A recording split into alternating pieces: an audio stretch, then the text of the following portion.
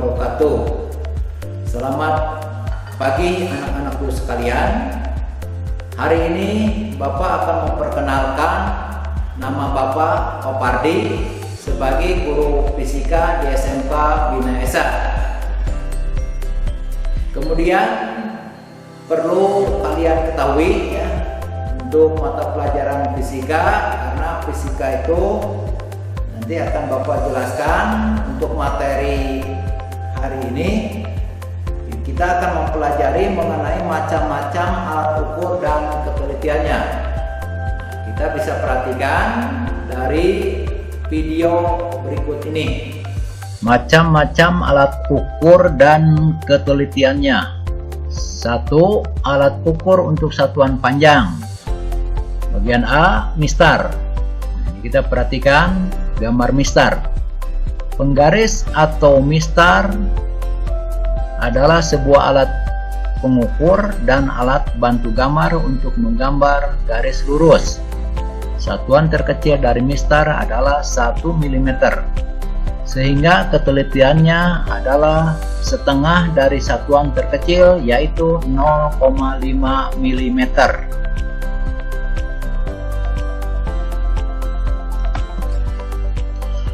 B.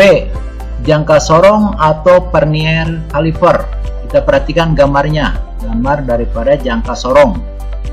Jangka sorong mampu membaca sampai ketelitian 0,1 mm.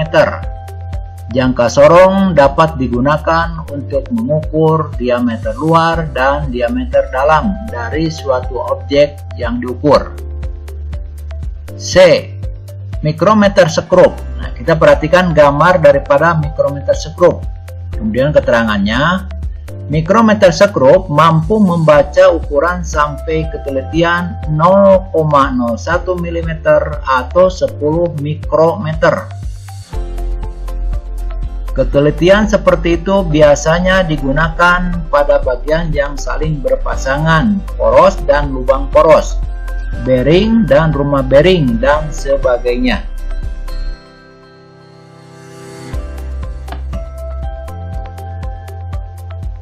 Dua, alat ukur untuk satuan massa. Dalam kehidupan sehari-hari, massa sering diartikan sebagai berat, tetapi dalam tinjauan fisika, kedua besaran tersebut berbeda. Massa tidak dipengaruhi gravitasi, sedangkan berat dipengaruhi oleh gravitasi. Seorang astronot ketika berada di bulan, beratnya berkurang karena gravitasi bulan lebih kecil dibandingkan gravitasi bumi, tetapi massanya tetap sama dengan di bumi. Apabila satuan SI untuk massa adalah kilogram, dalam kurung kg, satuan SI untuk berat adalah newton, dalam kurung N.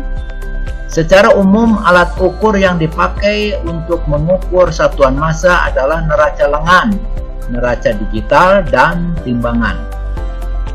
Selain kilogram dalam kurung kg, massa benda juga dinyatakan dalam satuan lain, misalnya gram dalam kurung G, miligram dalam kurung mg, dan ons untuk massa kecil. Adapun ton dalam kurung T dan kuintal dalam kurung kW untuk massa yang besar. Nah, kemudian ini perbandingan bahwa 1 ton itu sama dengan 10 kuintal sama dengan 1000 kg. 1 kilogram sama dengan 1000 gram sama dengan 10 ons. Nah, kemudian kita perhatikan gambar dari neraca lengan dan gambar dari neraca pegas. Kemudian kita lanjutkan, yang ketiga adalah alat ukur untuk satuan waktu. Kita perhatikan gambarnya, gambar dari alat ukur satuan waktu.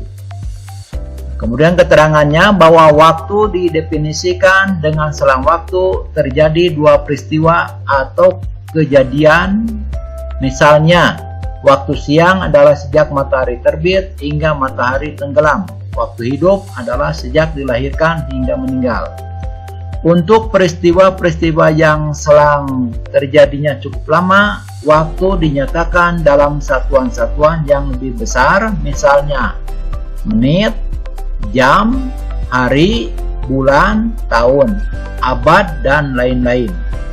Adapun untuk kejadian yang cepat sekali bisa digunakan satuan milisekon dalam kurung ms dan mikrosekon dalam kurung microsekon. Alat ukur satuan waktu adalah jam dan stopwatch.